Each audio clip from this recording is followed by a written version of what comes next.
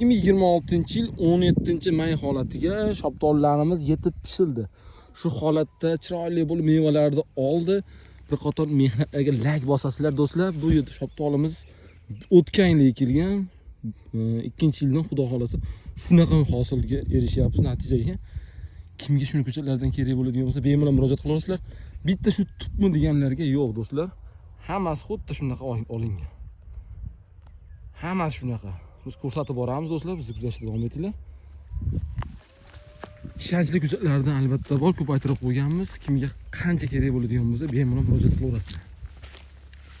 Qarang, mevani qarang. Bu mevani qarang. Suvni oqishini qarang, suvni.